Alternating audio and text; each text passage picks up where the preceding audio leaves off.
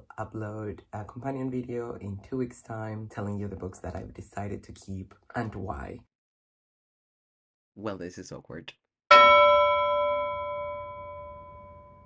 Hello everybody, I'm Oliver and this is Chaotic Bibliophile. I know the channel has been completely dead for months, and not only that, but I haven't been very active on BookTube at all. And also, I unintentionally lied. In my defense, I did film that video in a timely manner, I just never got around to editing it.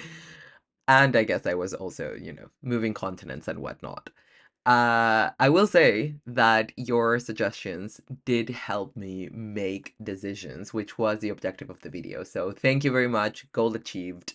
And I will, at some point of this year, that sounds so not promising.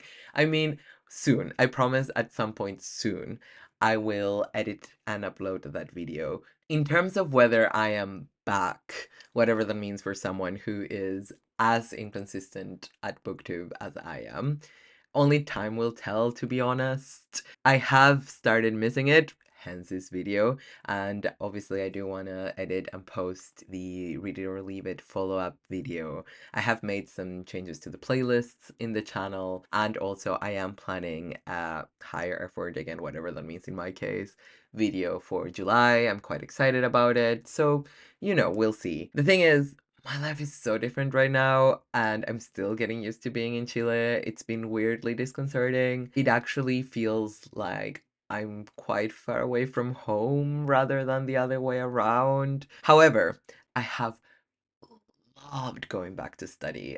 It's just such a natural state for me. So I do think I made the right choice. It's just been a lot, all of it. And in case you're curious, what I'm doing right now is entrance exam prep.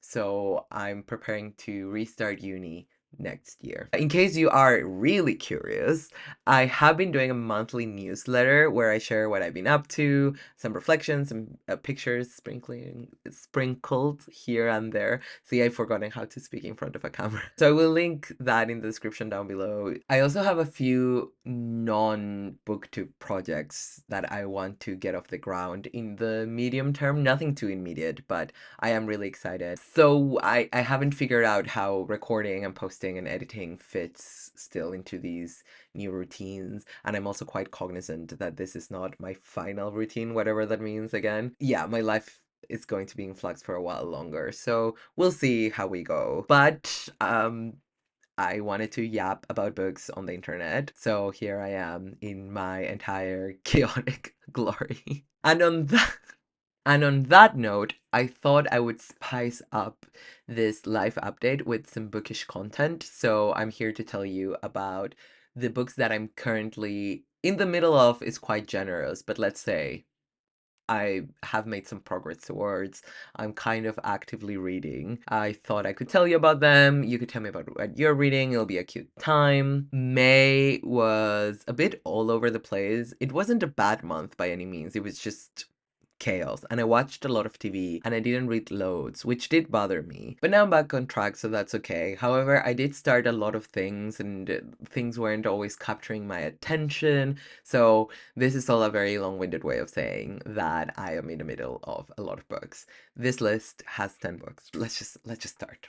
First book is Song of the Cell by Siddhartha Mukherjee. This is a Spanish edition, in case it looks a little bit different. I still haven't learned where this fits. Okay, I need to prop them up here. For scale, this is like quite a big paperback.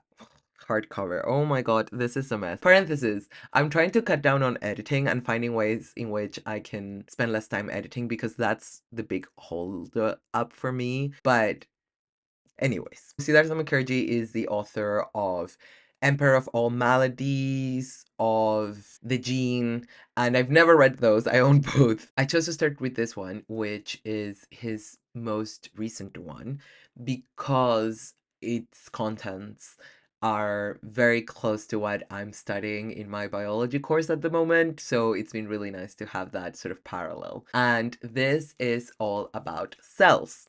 It has a blend of personal experience as a doctor with historical research about our understanding of the cell, how we got there, and then also a lot of reflections on how now that we know we can do genetic editing, the ethical questions that that poses, but also, you know, the practical implications of all this. It's really good. He has such a good blend of actual contents and sort of, let's quote unquote, the theoretical elements and the more personal elements and the historical research. It's all blended seamlessly, in my opinion, and I really recommend it. So if you're interested in medical writing, I'm sure any Siddhartha Mukherjee will be great. I will be picking the rest of them up soon, probably. The next book is Magic Hours by Tom Bissell. This is a collection of essays on creators and creation, and like it says on the tin, it's an essay collection all about the interaction between the, let's call them, more spiritual aspects of creativity and the more practical materials, often economic aspects of the creative endeavor. It's really good. I'd never read Tom Bissell, but I am really glad I'm doing it now. I think it hit just at the right time. And it is a point in favor of book hoarding because I bought this years ago when I was going through a really big personal creative essay phase. And so I accumulated loads of them and I read not most of them. His first essay here is a reflection on the erroneous belief that good literature, great literature, will always find the due recognition, even if it's not during the author's lifetime. And he cites Emily Dickinson, Melville, and Walt Whitman as different examples of how this works, and then sheds light onto the very lucky chain of events that led to these authors finally getting their due recognition, and parallels that with his own experiences as an editorial assistant at Northern and how he rediscovered or like really pushed for them to reprint Paula Fox, in particular Desperate Characters, which is her most famous work. I haven't read it yet, but I really want to, especially after reading this, but it's been on my radar from before. And it's really interesting because now a lot of these rediscovered classics get a lot of publicity sometimes. It just really depends, but yeah, it was really interesting, and I'm so glad I picked it up now that I've been thinking a lot about creativity and creating, but also now that I have worked in publishing. He describes a lot of the dynamics in publishing, and I was like, yeah, he talks about the acquisitions meeting, which we can chat about it at some other time, but like that, I think it is the biggest eye opener once you start working in publishing. It just sort of completely demystifies the process. It's insane. It's so fascinating. I really recommend this. It's not just about publishing. I know there are essays in here about sitcoms and films, so I'm really, really excited to move forward with that. Then I have a novel. This is a chunkster, Underworld by Don DeLillo. This is my second Don DeLillo. My first one was White Noise, which I did like, even though I thought it was overindulgent. There was something in the prose that kept me reading, and it's the same with this one. It starts with like a 30-40 page description of a baseball game, and I'm sure it will be relevant at some point, but then I was like, why again? I also couldn't stop reading and I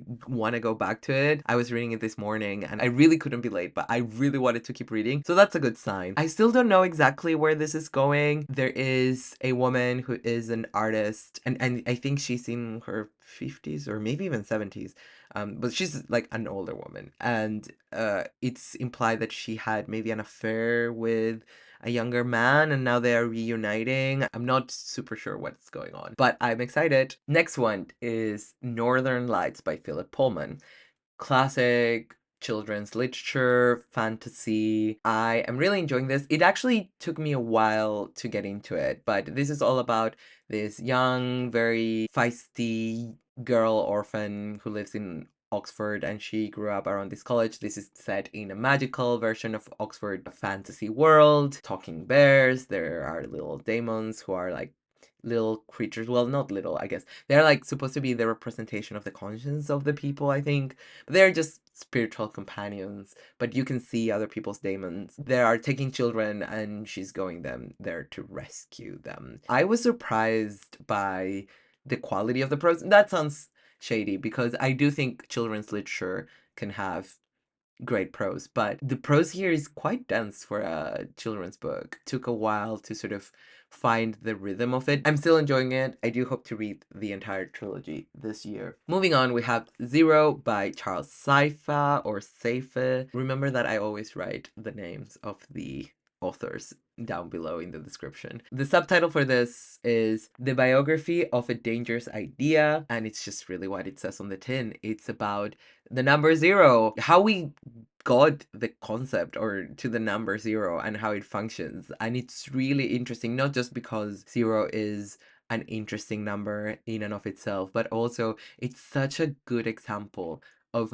how we pretend that science is objective, but actually ideology and philosophy have always been intertwined with science. And on that topic, I am rereading Lost in Math, which, if you've been watching me for years, you might recall from one of my top books of one year, who knows which one, written by Dr. Sabine Hossenfelder, and the subtitle is How Beauty Leads Physics Astray, and it's an exploration, very personal, of how aesthetic principles became sort of a compass for physics research and specifically theoretical research, but also by sort of extension, I guess. Practical is not practical, experimental research. And she argues quite convincingly, in my opinion, that this aesthetic ideal and the idea of beauty has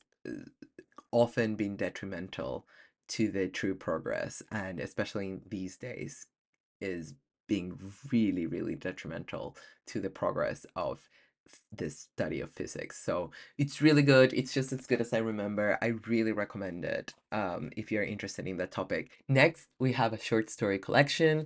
Thankfully, I've been keeping up with having always one short story collection on the go since last year or maybe 2 years ago, but I've been really enjoying that. Here it is. Right now I'm reading Letters from Klara by Tove Jansson, and this is translated from the Swedish by Thomas Teal. These are all stories approaching the quotidian from that very distinct Tove Jansson lens, which is a little bit surreal, maybe a little bit magical, but not really, sort of defamiliarizing the quotidian, giving that unsettling impression that things might be crueler and less sentimental than they appear at first sight.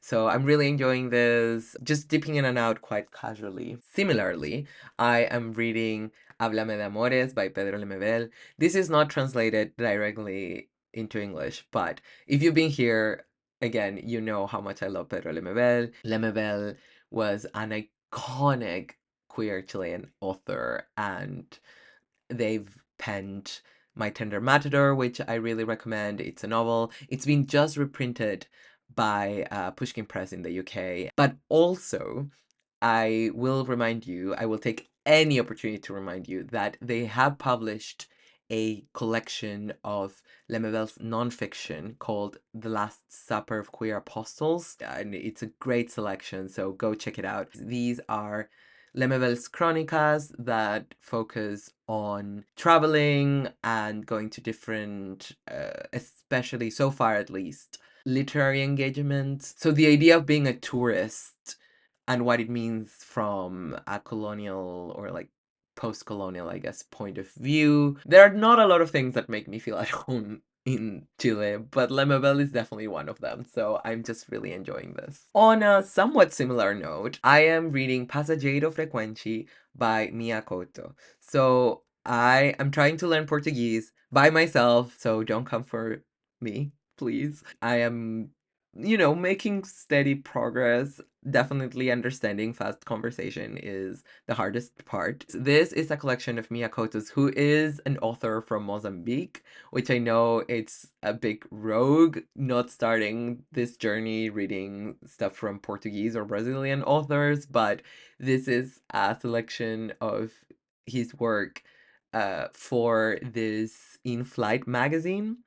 So he wrote these quite short and much simpler columns with a little bit of reflection. So there's still some meat to them. And obviously because he's talking about a country that I know very little about is still very, very interesting to me. But the language is much simpler and straightforward. There are not too many temporal leaps, so it's just perfect for the stage that I am at. And finally, we have Ovid's Metamorphoses. I have been meaning to read this for a long time.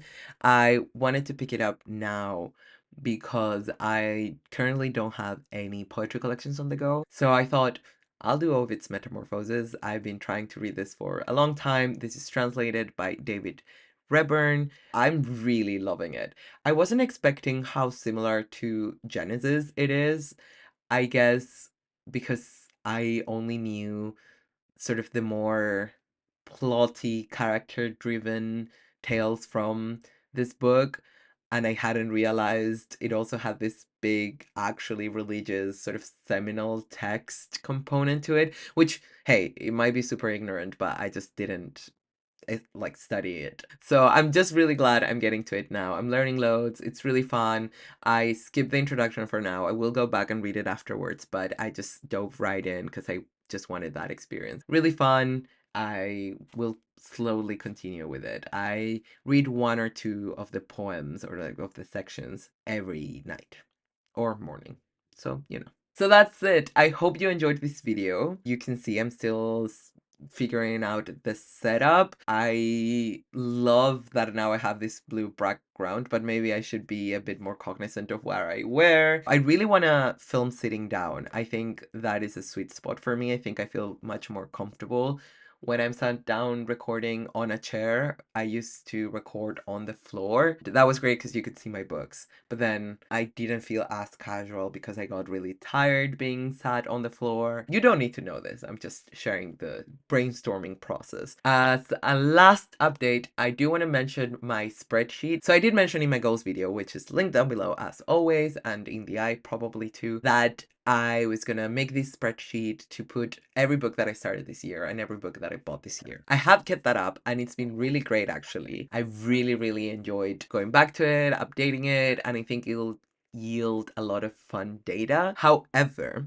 I will say it was stressing me out having so many, every single book that I started on that spreadsheet because it was making me less adventurous. It's like I didn't want to pick up any book that I had to add, and then what if I don't continue it? And that was not the intention of the spreadsheet. What I wanted to achieve with the spreadsheet was to have a little bit more focus, and it has helped in that. I know it doesn't seem like it because I just talked about 10 books I'm currently reading, but it has helped me. Believe me, it was much, much worse. It's just really helped me stay focused and sort of notice what I've been reading. So I will definitely show you it at some point. Please let me know what you've been reading and any other tidbits you think I should be aware of. See you next time. Bye.